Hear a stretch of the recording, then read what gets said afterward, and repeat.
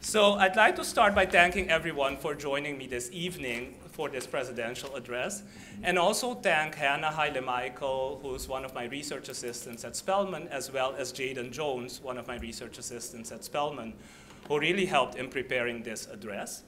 And I thought I would kick us off by telling you, first of all, how I got to the topic for this address.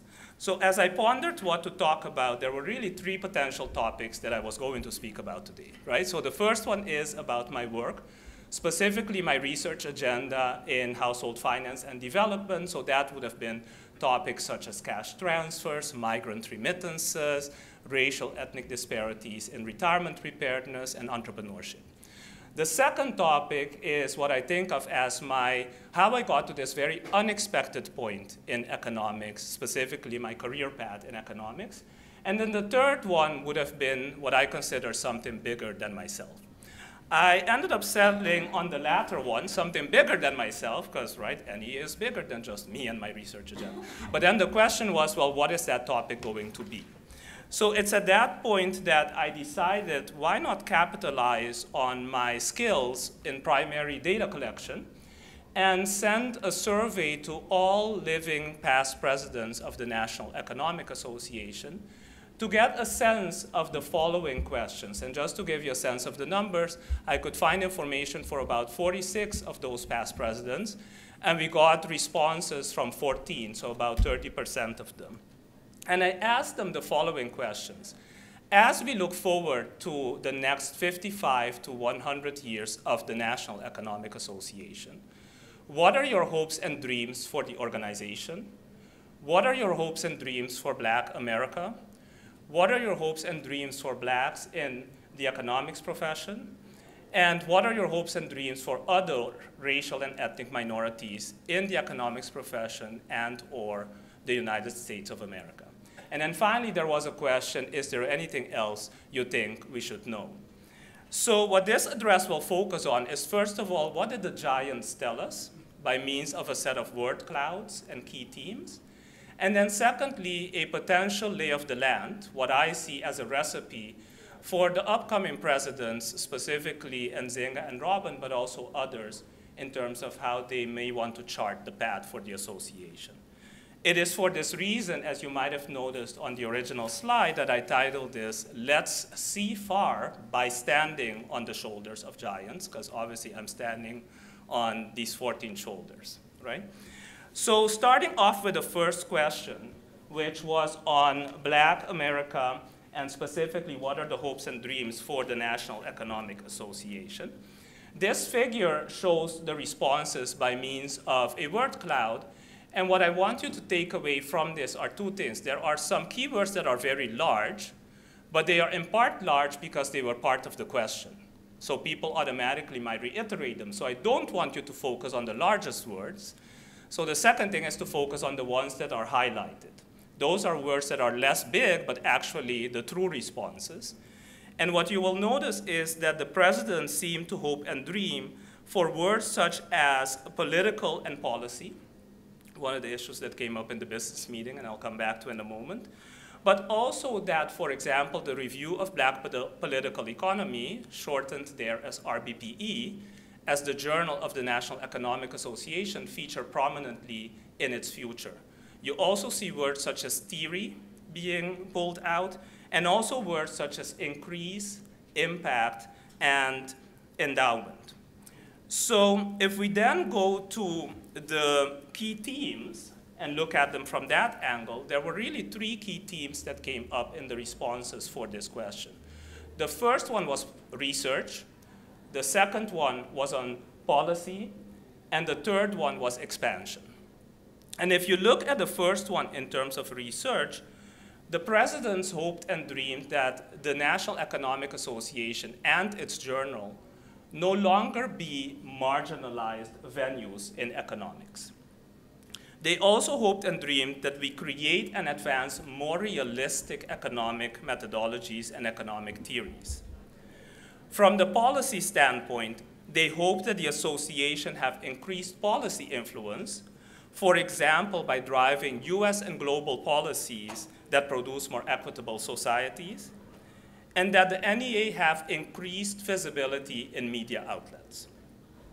On the expansion front, they hope that the association expand its outreach to Black economists and historically Black colleges and universities at all levels in an effort to grow the membership, create more alliances with non-Black, minority, and other economists, and that the association grow its financial capacity, for example, by establishing a permanent endowment in the order of $100,000 to $1 million to achieve its goals. As one respondent put it, the National Economic Association is in my will, and I hope that others will do the same. If we then move on to the second question, which was on hopes and dreams for Black America, we see some words similar to before. Policy comes up, political comes up, economic comes up. But really the overwhelming theme in this particular case was one of equality, wealth, wealth equality, community acceptance, and power. We also see words such as racial making an appearance. So what the president seemed to hope for is that Black Americans be seen as Americans and be fully integrated into the society. And with that, there were goals and dreams of other types, such as economic, social, and political equality, independence, in other words, that Black Americans develop their own long-term strategies for rights and well-being, that all historically Black colleges and universities, as well as Black fraternities and sororities, be strong and competitive, that the National Economic Association builds coalitions with African-descended immigrants, African diaspora, and Blacks in Africa to address common challenges, that comprehensive reparations be paid to Black American descendants of US slavery, as one respondent put it, to eliminate wealth and longevity disparities between Blacks and whites, and that the NEA take the lead, again, in developing new ways of viewing and understanding economic life, rejecting the myth of Black inferiority, and in so doing, impacting how Black Americans are viewed and thus their status in the United States. If we then continue to the third question, which was on hopes and dreams for Blacks in economics, again, we see some common keywords such as policy and research, but definitely the overwhelming theme here was that of increasing representation and supply. So we see words such as supply, representation, more, increase, and number. If we then go to key themes, there was the theme in terms of supply, but there was also a hope and dreams expressed for more demand for Black economists, as well as preferences for how Black economists spend their time and effort in the profession. So on the supply side, everyone seemed to, in some shape or form, desire a significant increase in the number of Black economists. One respondent indicated that they hope that there will still be African American and Black economists, given the stagnant and downward trends that we have been seeing in the profession in recent years. On the demand side, they hoped that a critical mass of Black economists exist in at least 5 of the top 50 graduate programs in economics, policy analysis, and allied fields. One respondent said that they hoped that the quota of 0 Black economists is no longer a thing. The presidents also wished that, building on the recent surge, that Black economists would continue to increase in key policy positions, corporate and foundation boards, and national and regional economic organizations.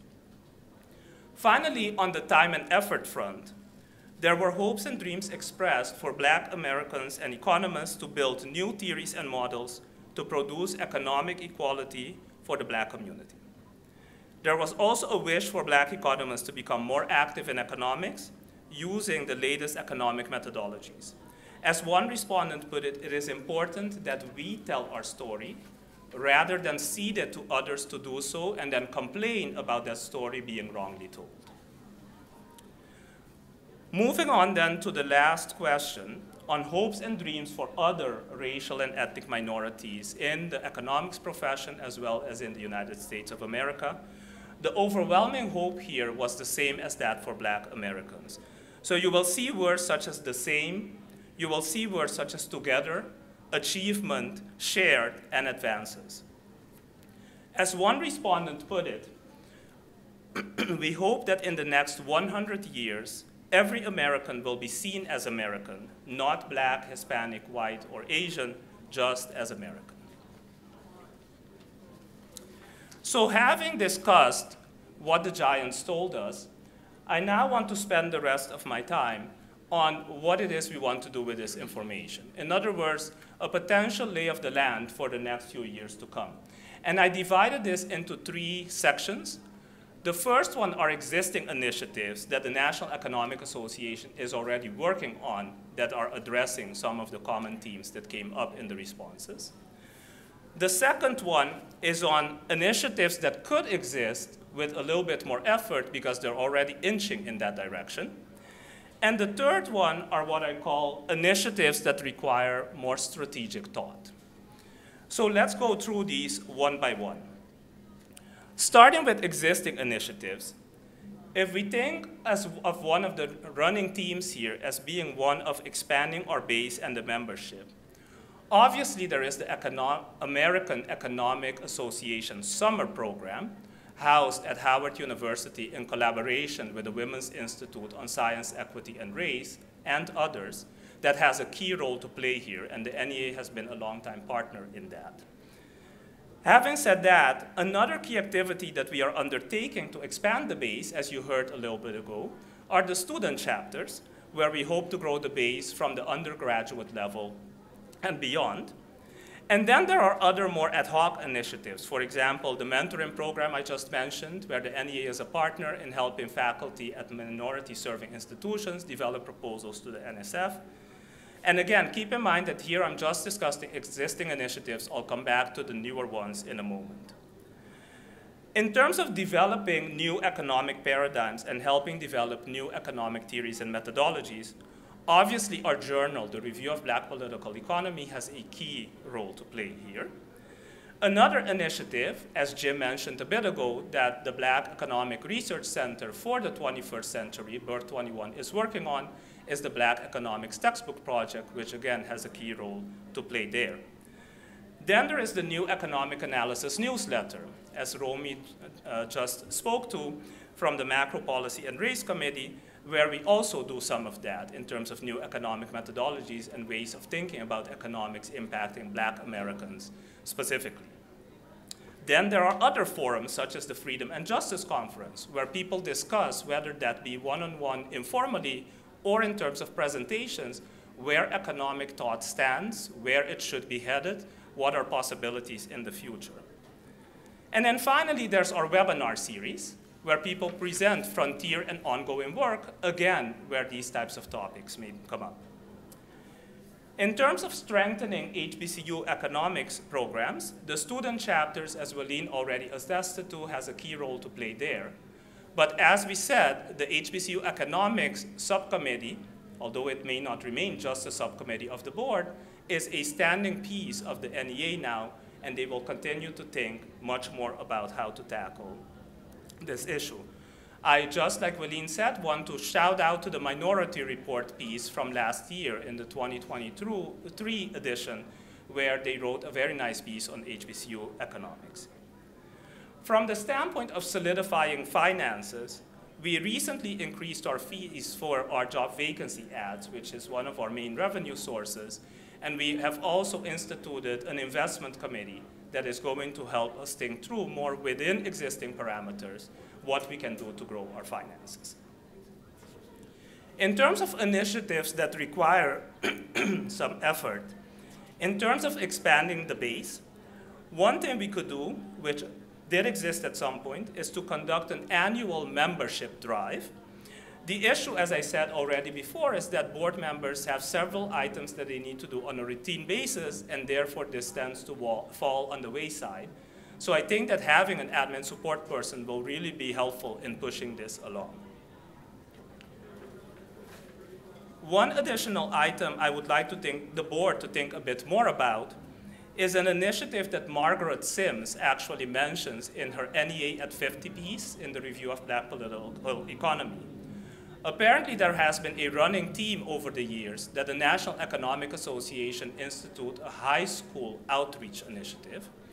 And I'm thinking that the student chapters may be a natural avenue to do that. So the example I have in mind is at Spelman, a lot of our student clubs will go to high schools on a regular basis to recruit, to have activities. So you could imagine those chapters being a natural way to bring high school students into the fold earlier than the undergraduate level.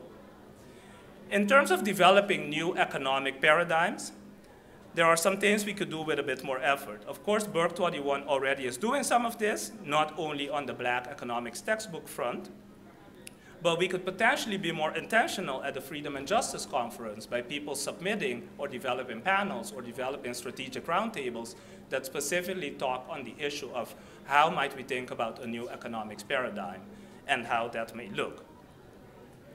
Of course, our journal also, the Review of Black Political Economy, has a key role to play there, and specifically what comes out of the Freedom and Justice Conference discussions or elsewhere, if we think that's best, could become thought pieces in our journal, in other journals, and even more popular media outlets as well.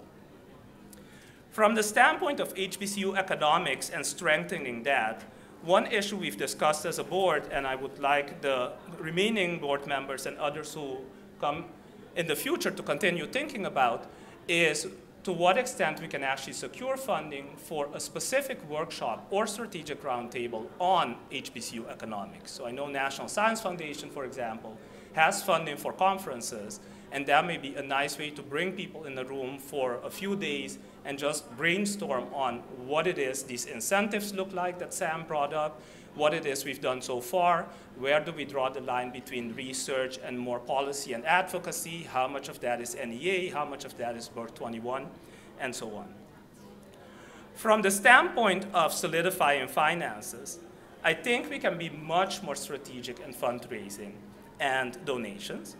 And as I said, there's an investment committee that is going to help us think about that as well.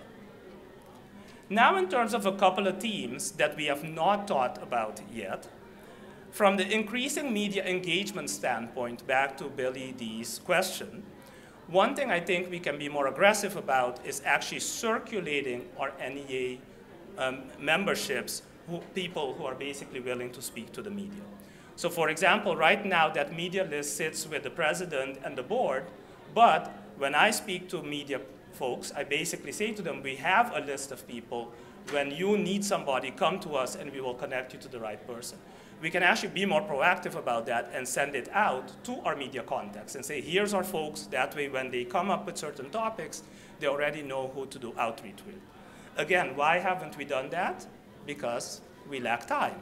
So I think that an admin support person, again, could be crucial in making sure we do that on an annual basis.